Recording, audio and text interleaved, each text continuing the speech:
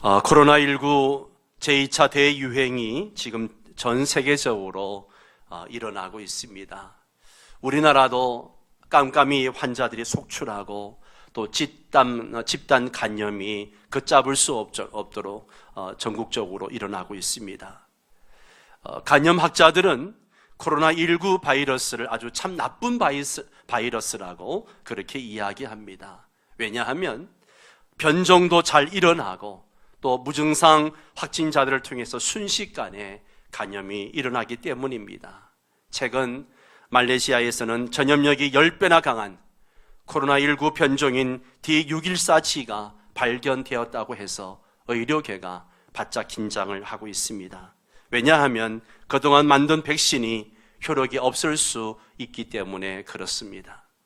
그러나 저는 코로나19가 문제가 아니라 이 코로나를 대하는 우리의 태도가 문제라고 생각합니다.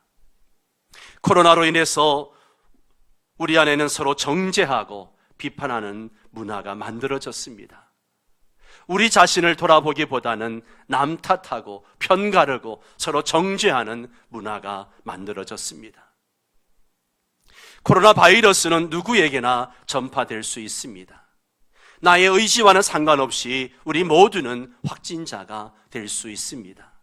그런데 우리 사회는 코로나 바이러스로 인해서 사회 대분열이 일어나고 서로 불신하는 문화가 자리 잡고 있습니다. 여러분, 우리 모두는 잠재적 확진자들입니다. 누가 언제 감염될는지 알 수 없습니다. 때문에 서로 비난하고 정죄하는 문화는 옳지가 않습니다. 이럴 때일수록 서로 존중해주고 배려하는 문화가 필요합니다. 확진자가 나오면 같이 염려해주고 격려해 줄 수 있어야 됩니다. 그리고 우리 그리스도인들은 하나님의 주권을 믿는 사람들입니다. 코로나19가 왜 생겨났을까? 하나님은 왜 이런 상황을 우리에게 허락하셨을까? 하나님의 뜻을 묻고 회개하고 돌아서야 합니다. 하나님은 말씀하십니다. 내 이름으로 일컫는 내 백성이 그들의 악한 길에서 떠나 스스로 낮추고 기도하여 내 얼굴을 찾으면 내가 하늘에서 듣고 그들의 죄를 사하고 그들의 땅을 고칠지라. 우리가 겸손하게 하나님의 얼굴을 구하고 찾고 회개하면, 하나님께로 돌아서면 하나님께서 이 땅을 고쳐주시겠다라고 말씀하십니다. 이게 하나님의 방법이요 하나님의 원리입니다. 백신을 개발하고 거리 두기를 하고 방역을 한다고 근본적으로 해결되는 것이 아닙니다. 우리의 잘못된 것을 회개하고 하나님께로 돌아서야 됩니다. 이게 하나님의 방법입니다. 이게 재난을 극복하는 원리입니다. 복음에도 원리가 있습니다. 우리가 아무리 복음 이야기해도 이 원리를 모르면 복음 앞에 설 수 없고 복음의 영광도 누릴 수가 없습니다. 오늘 그래서 복음의 두 원리에 대해서 말씀을 드리려고 합니다. 이 복음의 두 원리는 사실 우리의 모든 인생의 원리이기도 합니다. 오늘 본문의 말씀을 함께 읽도록 하겠습니다. 내가 지금 여러분을 주와 및 그 은혜의 말씀에 부탁하노니 그 말씀이 여러분을 능히 든든히 세우사 거룩하게 하심을 입은 모든 자 가운데 기업이 있게 하시리라. 아멘. 이 말씀은 사도 바울이 에베소 교회 장로들에게 전하는 마지막 고별 설교의 한 부분입니다. 심혈을 기울여서 목회했던 에베소 교회를 떠나면서 이제 다시 볼 수 없을지도 모르는 가운데 아직 경험이 많지 않은 이 어린 교회를 에베소라고 하는 그 이교적이고 엄난한 죄악의 도시에 그 환난과 유혹의 한복판에 두고 가려고 하니까 아이를 물가에 남겨둔 어미의 심정처럼 바울의 마음이 착잡했습니다. 누구에게 이 교회를 맡길 것인가? 누가 이 교회를 다스려 줄 것인가? 고민하고 기도하던 중에 결론이 났습니다. 그의 심정이 32절 고백에 그대로 드러나고 있습니다. 지금 내가 여러분을 주님과 그분의 말씀에, 그 은혜의 말씀에 부탁합니다 라고 이야기합니다. 목사님들과 선교사님들에게 재충전의 시간과 휴식을 갖게 하기 위해서 75년도부터 안식년 제도가 만들어져 시행되고 있습니다. 그러나 많은 목사님들이 안식년을 쉽게 갖지 못합니다. 그 이유가 그동안 애써 일군 이 교회를 1년 동안 누구에게 맡기고 가느냐 하는 것이죠. 1년 동안 무슨 일이 일어날는지 불안해서 안식년을 갖지 못하는 분들이 많습니다. 그래서 많은 목사님들이 안식년을 갖지 않고 해마다 한 달씩 재충전의 시간을 갖는 안식월을 갖고 있는 교회들이 많습니다. 우리 교회에도 많은 교회들이 이러한 제도를 도입하고 있습니다. 바울도 자기가 열심히 일군 이 교회를 누구에게 맡기고 어떤 후계자를 세울 것인가, 내가 누구에게 맡기고 이 교회를 떠날 것인가, 어떻게 해야 교회를 안전하고 튼튼히 지킬 수 있을까 고민을 했던 것입니다. 그런데 결론이 분명히 났습니다. 내가 너희를 사람에게 부탁하지 않는다. 주님과 및 그 은혜의 말씀에 너희를 부탁한다. 이 말씀이 너희를 능히 든든히 세울 것이다. 나는 두려워하지 않는다. 나는 주님의 몸된 교회를 다른 자에게 부탁하지 않는다. 주님과 및 그 은혜의 말씀에 부탁한다. 사도 바울은 다른 누가 아니라 주와 그 은혜의 말씀에 맡기기로 합니다. 주님이 복음을 안전하게 누리도록 해두신 원리 중 첫 번째는 즉 주님의 공로, 예수 그리스도이고요. 두 번째는 은혜의 말씀, 즉 주님의 말씀입니다. 이 두 원리를 굳게 붙잡고 이 원리 안에 견고히 서 있으면 어떤 시험이 와도 어떤 유혹이 와도 우리는 미혹당하지 않고 능히 이겨나갈 수 있을 줄 믿습니다. 그 첫 번째 원리는 뭐냐? 주님의 공로입니다. 주님의 은혜죠. 자, 베드로전서 1장 21절 말씀을 보겠습니다. 베드로전서 1장 21절 말씀을 같이 읽습니다. 너희는 그를 죽은 자 가운데서 살리시고 영광을 주신 하나님을 그리스도로 말미암아 믿는 자니 너희 믿음과 소망이 하나님께 있게 하셨느니라. 아멘. 자, 여기 보면 하나님을 그리스도로 말미암아 믿는 자니, 하나님을 누구로 말미암아 믿습니까? 예, 우리가 하나님을 믿는 근거가 뭐냐? 철저하게 예수 그리스도입니다. 우리는 예수님으로 말미암아 하나님을 믿습니다. 주님의 공로로 구원을 받았습니다. 하나님을 믿는다고 하면서 예수 그리스도를 어떻게 대하는지를 보면 그가 어떤 하나님을 믿는지 정확히 알 수 있습니다. 바로 예수 그리스도에 대한 태도가 시금석이 되는 것이죠. 주님도 나로 말미암지 않고는 아버지께로 올 자가 없느니라 그렇게 말씀하셨습니다. 만일 예수 그리스도를 통하지 않고 주님과 교제를 나눈다고 하면 그거는 착각이죠. 우리는 예수 그리스도를 통해서만 하나님과 바른 관계를 맺을 수 있습니다. 다음 말씀을 보십시오. 거짓말하는 자가 누구냐? 예수께서 그리스도이심을 부인하는 자가 아니냐?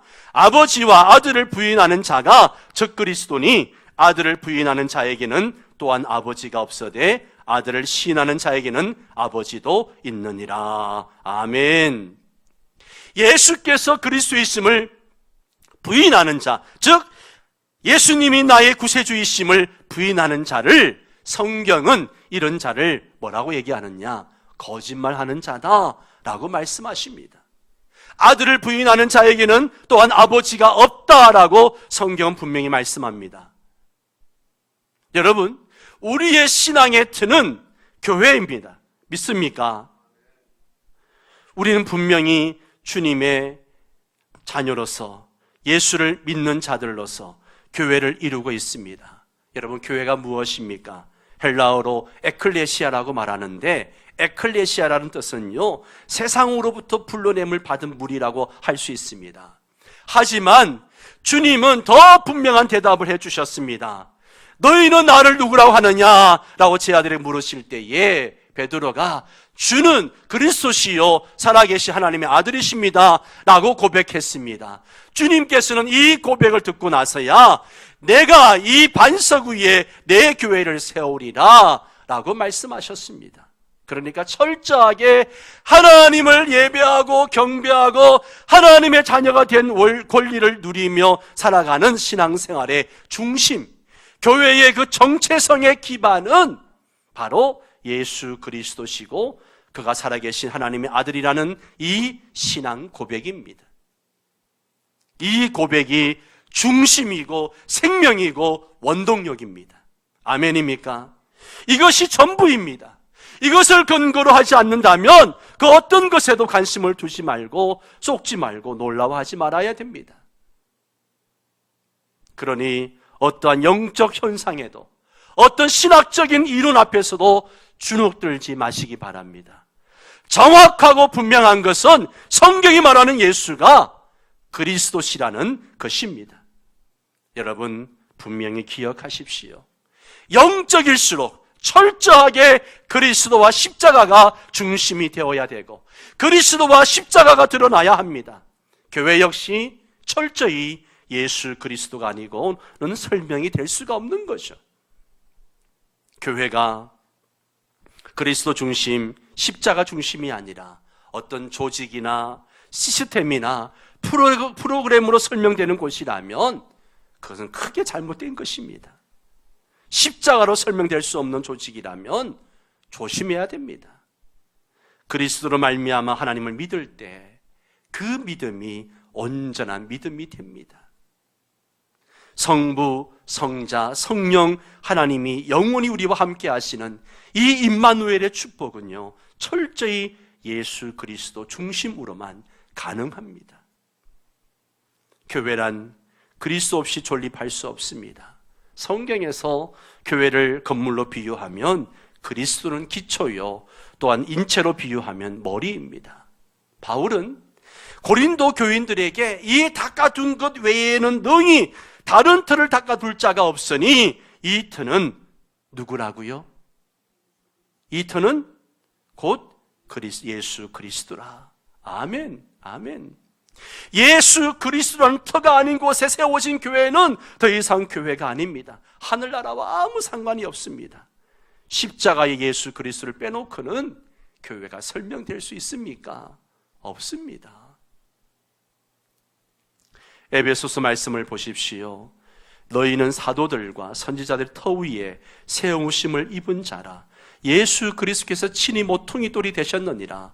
그의 안에서 건물마다 서로 연결하여 주 안에서 성전이 되어가고 너희도 성령 안에서 하나님의 거하실 처소가 되기 위하여 그리스도 예수 안에서 함께 지어져 가느니라. 아멘, 아멘. 너희는 사도들과 선지자들이 터 위에 세우심을 입은 자라. 여기에 사도와 선지자는 무엇을 의미하는 것입니까? 바로 예수 그리스도를 얘기하는 거죠. 사도들과 선지자들의 터는 그들이 전한 말씀은 핵심은 예수 그리스도입니다.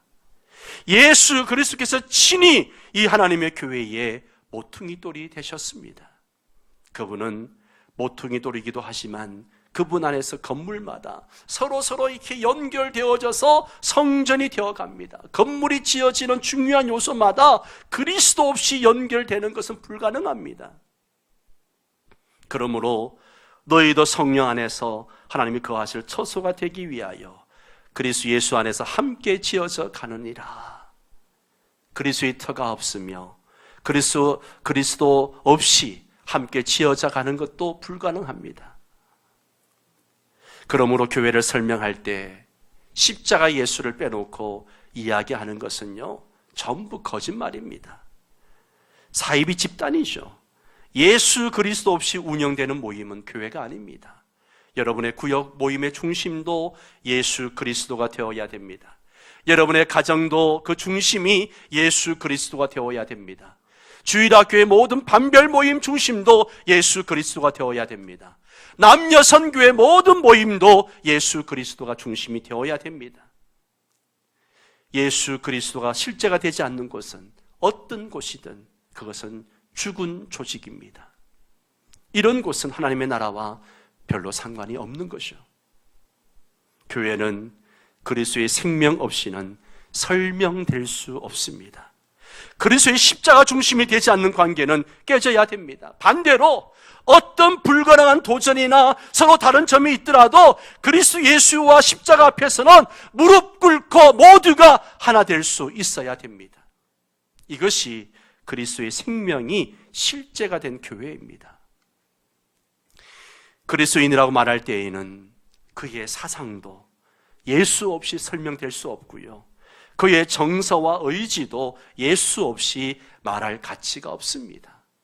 그들의 소망도, 그들의 능력도, 그들의 사상도, 그들의 철학도, 그들의 힘도 예수 그리스도로만 설명되는 그런 사람들이 그리스도의 사람이요 그리스도인이라고 할 수가 있습니다. 다윗은 나의 힘이 되신 여호와여, 내가 주를 사랑하나이다.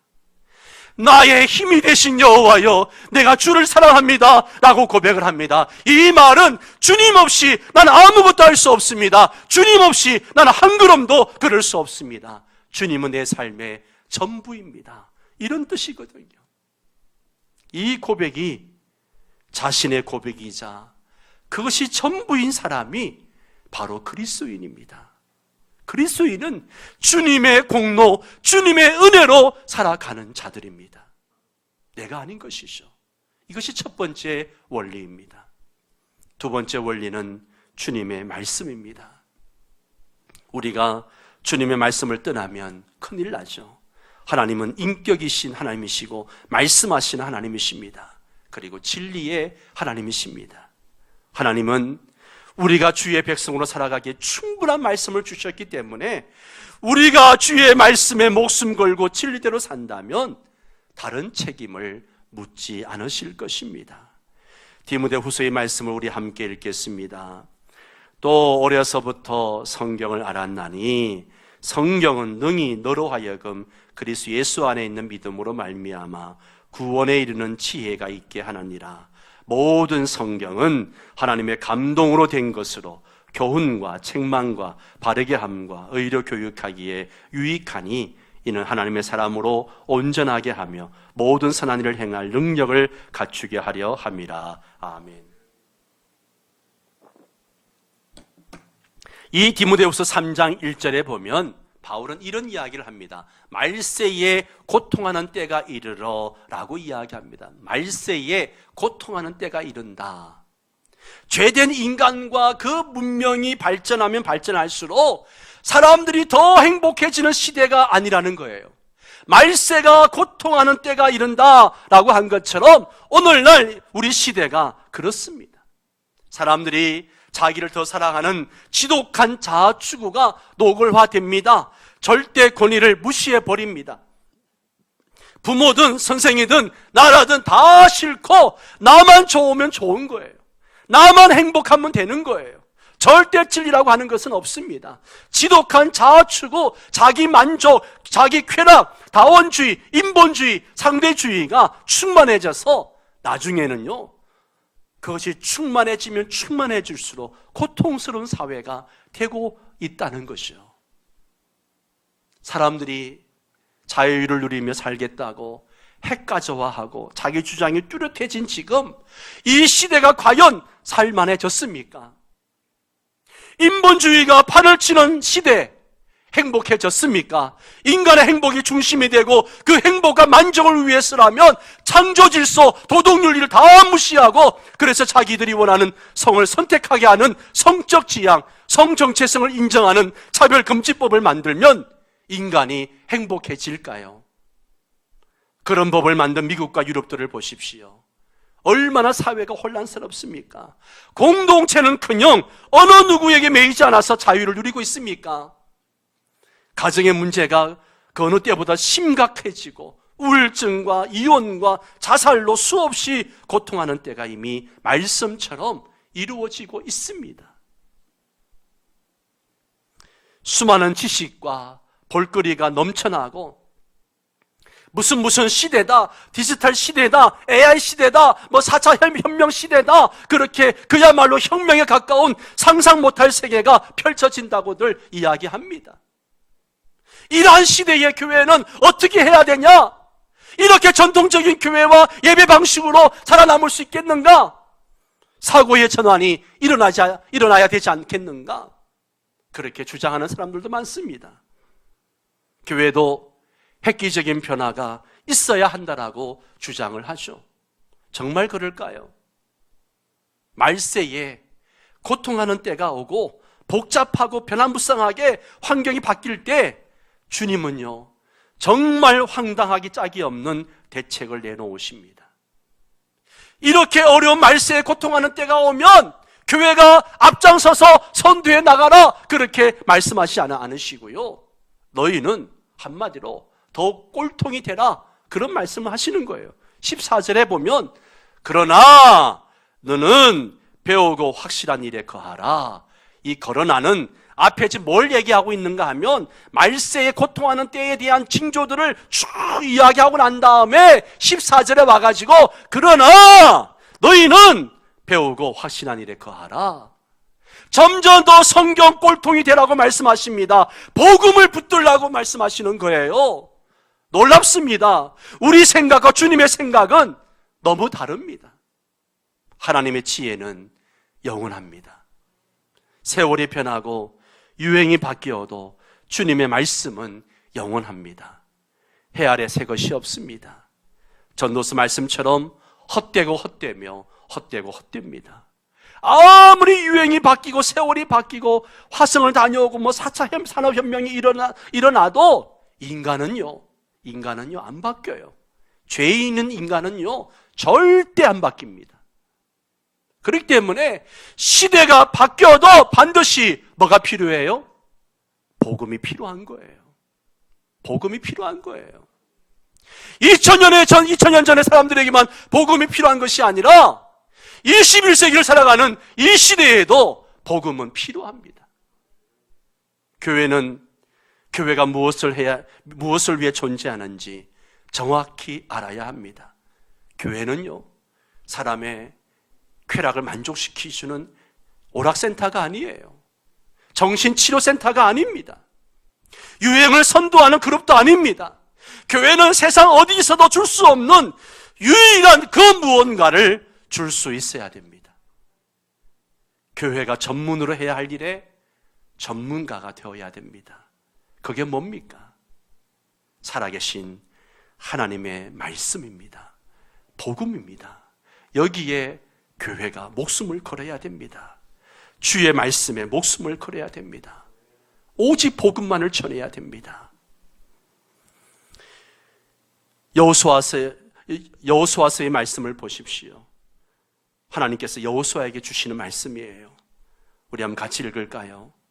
오직 강하고 극히 담대하여 나의 종 모세가 내게 명령한 그 율법을 다 지켜 행하고 우로나 자로나 치우치지 말라.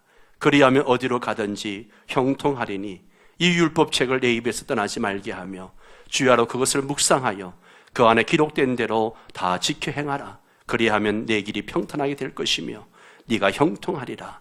내가 네게 명령한 것이 아니냐. 강하고 담대하라. 두려워하지 말며 놀라지 말라. 네가 어디로 가든지 네 하나님 여호와가 너와 함께 하느니라 하시니라. 아멘.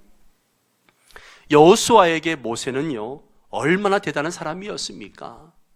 그런데 그 모세조차도 감당하지 못했던 민족이 이스라엘 백성들이었어요. 그런데 모세가 죽고 모세와 비교할 수도 없는 자신이 이 민족을 이끌고 가나안에 들어가야 한다고 하니까 얼마나 걱정이 되고 부담이 되었겠습니까? 그들은 이제 가나안을 정복해야 됩니다. 그것은요 40년 광야 생활을 한 것과는 전혀 다릅니다. 광야에서는 그저 살아남기만 하면 되는 거예요. 그렇지만 7 족속이 시퍼렇게 살아있는 가나안 땅에 들어가려면 목숨을 걸고 전쟁을 해야 되는 거예요. 전쟁만 해서 또 될 일이 아닙니다. 이 수백만의 노숙자와 같은 이스라엘 백성들을 먹여 살려야 됩니다. 적들의 침략을 막아야 됩니다. 무슨 능력으로 어떻게 이 일을 하겠습니까? 여호수아가 얼마나 심적 부담을 많이 느꼈을지 주님이 하신 말씀을 봐도 짐작이 됩니다. 주님도 여호수아에게 이 어려운 일을 맡겨놓으시고 좀 미안하셨는지 계속 하시는 말씀이 여호수아야 강하고 담대해라, 여호수아야 놀라지 말라, 두려워하지 말라, 계속 말씀하시는 거예요. 예. 얼마나 떨리고 얼마나 두렵고 얼마나 불가능한 일입니까? 그때 주님이 여호수아야 모세에게 너무 주목하지 말아라. 모세가 잘나서가 아니라 내가 모세와 함께 했던 것이 비밀이다. 내가 모세와 함께 했던 것처럼 내가 너와 함께 하면 모세를 통하여 했던 일들을 너를 통해서도 할 수 있다 라고 말씀하시는 거예요. 그러시면서 지금 하나님이 여호수아에게 말씀하시는 것이죠. 여호수아야 주야로 율법을 묵상하고 그 율법에 기록된 대로 다 지켜 행하라 라고 하시는 거예요. 아니, 우리 중에 여호수아보다 더 바쁜 사람이 있습니까? 여호수아는 들어앉아가지고 성경 묵상하고 연구할 사람이 아니라 칼과 창을 들고 나가서 전쟁터에서 싸워야 할 현장의 사람입니다. 그런 여호수아에게 주님이 오직 말씀만 따라서 나아가라 라고 말씀하시는 거예요. 이해가 되지 않죠? 그죠? 지금 그럴 상황이 아니잖아요. 밤낮으로 율법을 묵상하고 기록한 원리대로 행하기만 해라. 그리하면 네가 어디로 가든지 평탄하게 하고 형통하게 해주겠다. 성도 여러분, 이게 바로 신앙의 원리입니다. 이게 바로 세상에서 승리하는 원리예요. 우리는 우리의 통박으로 평탄한 길을 찾느라고 애씁니다. 하지만 아무리 길이 평탄해도요, 가다가도 꼬꾸라지고 넘어지고요, 졸고 실수하면 평탄한 길에서도요 망하는 사람 수없이 많습니다. 반대로 아무리 어렵고 험한 길이라도 주님이 평탄하게 해주시면 평탄하게 되고 형통하게 되는 줄 믿습니다. 주님이 그 말씀하시는 거예요. 평탄하게 하고 이기게 하는 모든 일은 내가 할 것이다. 너는 오직 진리의 말씀만 그 말씀에만 마음을 쓰고 내 사인에 집중해서 내 말씀이 가라는 것만큼 가고 멈추라고 하면 멈추라. 그러면 그 이상은 내가 하겠다. 여러분, 예루살렘 초대교회가 막 부흥이 찾아오고 사람이 걷잡을 수 없을 정도로 막 교회에 몰려오고 했을 때 위기가 찾아왔습니다. 그 위기가 찾아온 것은요, 사도들이 구제하는 일이 바빠가지고 하나님의 말씀과 기도를 소홀히 했기 때문이라고 성경은 말씀하고 있습니다. 오늘날 한국교회가 이렇게 위기를 겪게 되는 것도 그 이유가 똑같다고 저는 생각합니다. 목회자들이 하나님의 말씀과 기도를 소홀히 했기 때문입니다. 하나님의 말씀과 기도는 소홀히 하고 뭐가 그리 바쁜지 바쁘게 살아가는 모습을 봅니다. 이는 성도들도 마찬가지예요. 말씀 없이는 수많은 방법이 난무해도요 능력이 나타나지 않습니다. 말씀에 온전히 집중하시기 바랍니다. 진리 외에 어떤 것도 우리의 삶을 보장해 줄 수 없습니다. 복 있는 사람을 노래하는 시편 1편을 생각해 보십시오. 복 있는 사람은 오직 여호와의 율법을 즐거워하여 그 율법을 주야로 묵상합니다. 복 있는 사람은 오직 말씀을 따라 삽니다. 경험과 철학이 아닌 율법, 즉 말씀을 주야로 묵상하고 직행하면 그것으로 충분합니다. 시냇가에 깊이 뿌리낸 나무와 같아지려면 말씀에 집중하십시오. 죄인의 길에 서지 말고 부러워하지도 마십시오. 바보 같아 보여도 말씀에 창념하십시오. 그러면 가장 알맞은 때에 주님이 열매 맺게 하실 것입니다. 진리가 아닌 것에 눈도 돌리지 말고 오직 진리 편에 서시기를 바랍니다. 또 시편 기자는 주의 말씀은 내 발의 등이요 내 길의 빛이니이다라고 고백했습니다. 그런데 솔직히 우리는 가정이나 직장이나 심지어 교회에서도 세상의 쓰레기 같은 지식, 어줍지 않은 그런 경험으로 살아갈 때가 참 많습니다. 우리는 어린아이가처럼 순진해야 됩니다. 한 걸음 한 걸음 말씀에만 집중하며 어린아이처럼 그렇게 주님을 구했더라면 우리는 주님의 능력을 경험했을 것입니다. 우리가 확신할 수 있는 것은 주님의 말씀은 영원하다는 것입니다. 새 사람은 무엇으로 살아지는 사람인가? 에베소 말씀을 보면 오직 너희의 심령이 새롭게 되어 하나님을 따라 의와 진리의 거룩함으로 지으심을 받은 새 사람을 입으라. 새 사람은 하나님을 따라서 의와 진리와 거룩함으로 지음을 받았기 때문에 그는 진리를 먹고 삽니다. 새 사람은 오직 진리를 통해 용기를 얻고 빛을 발하고 능력을 얻습니다. 고사성어 중에 각주 죽음이라는 고사성어가 있습니다. 중국 초나라에 어떤 사람이 배를 타고 이제 강을 건너다가 복음, 아주 귀한 금을 가지고 있다가 그 금을 실수로 강물에 빠뜨리고 말았습니다. 물에 흔적이 남지 않으니까 얼른 지혜를 짠다는 게 그 빠진 배 난간에다 금방 새겨놨어요. 여기서 빠졌지. 그런데 어때요? 배가 그대로 있습니까? 배가 금방 또 움직인 거예요. 어떻게 칼을 찾을 수 있습니까? 여러분, 우리의 믿음과 삶의 틀을 흔들리는 기초 위에 두면 큰일 나는 거예요. 진리에 근거하지 않는 믿음 생활과 체험은 미친 짓입니다. 우리는 오직 진리에 목숨을 걸어야 합니다. 하나님의 진리 앞에 어느 때든지 말씀이 정말 그러한가, 그리고 진리가 그렇다고 하면 진리를 결론으로 삼아야 합니다. 진리가 결론이 되게 하시기를 바랍니다. 우리가 쓰는 스마트폰이나 컴퓨터에 보면 참 프로그램들이 많습니다. 그죠? 그런데 그 혜택을 우리가 못 누리고 있습니다. 컴퓨터를 다루지 못하는 사람에게는 그 속에 아무리 놀라운 기능이 있어도 소용이 없기 때문입니다. 이와 같이 성경 속에 복음의 삶을 누릴 수 있는 모든 진리가, 원리가 담겨 있습니다. 그러나 아무리 완전하게 준비되어 있어도 그것을 알지 못하면 누릴 수가 없습니다.